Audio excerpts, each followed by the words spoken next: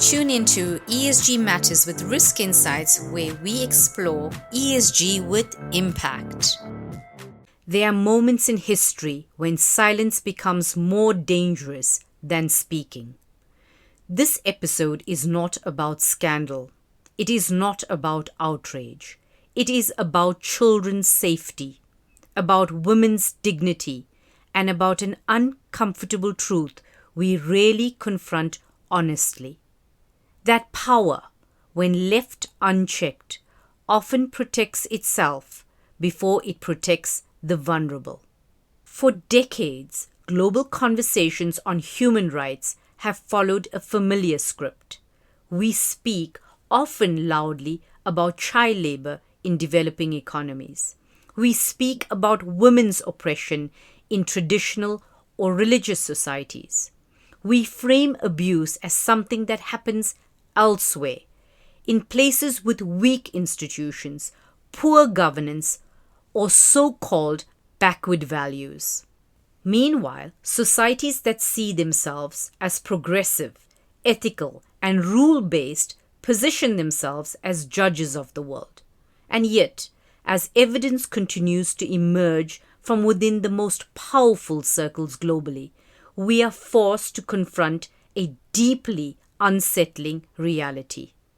Abuse does not belong to one culture. It does not belong to one religion. It does not belong to one geography. It belongs to systems that reward silence, status, and proximity to power over accountability.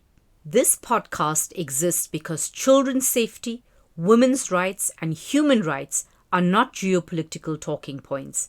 They are universal obligations. My name is Anushka Bogdanov, and this is ESG Matters with Risk Insights.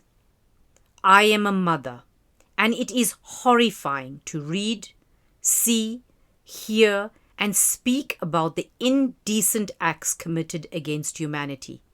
Acts that were enabled, excused, or ignored by elites across the globe.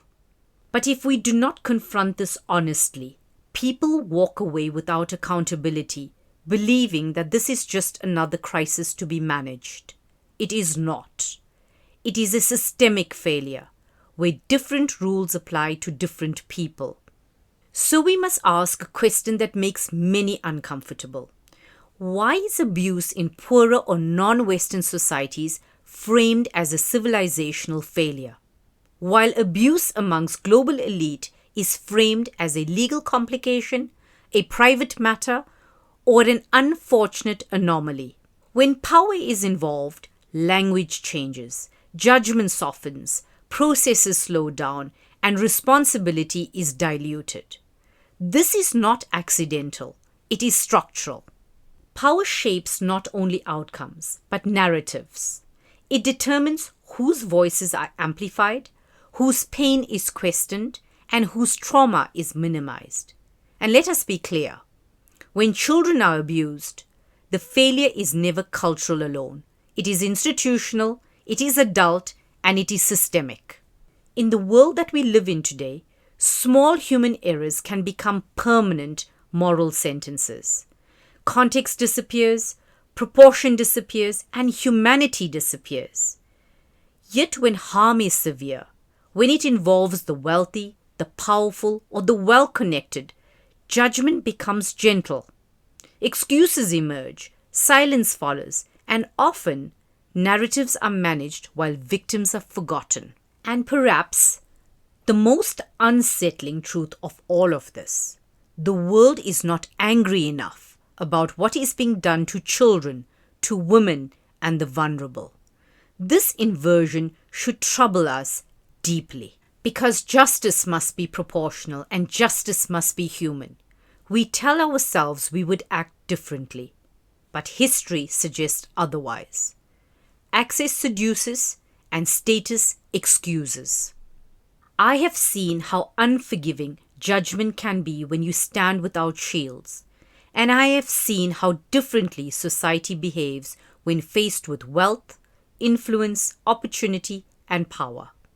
And yet I remain clear-eyed enough to say this. Not all of civilization is broken.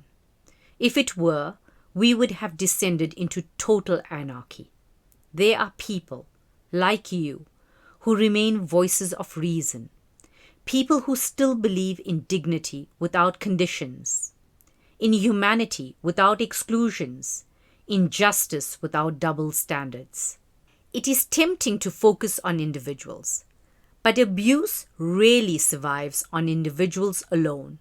It survives because institutions hesitate, because regulators delay, because legal systems move selectively, because social, professional, and political circles protect their own, driven by incentives, not ethics. This conversation is not separate from leadership, governance, or ethics.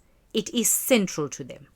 If leaders speak about values while tolerating abuse in their own ranks, credibility collapses. If institutions preach responsibility while shielding the powerful, trust erodes. If societies protect reputations more fiercely than children, they forfeit their moral authority. True leadership is not measured by titles, wealth, or influence. It is measured by who is protected when doing so is costly. Children deserve safety everywhere. Women deserve dignity everywhere. Somewhere along the line, we stopped asking what is fair. We started asking who is more powerful. And in doing so, we lost something essential. We lost our humanity. Because the measure of any society is not how it judges the powerless.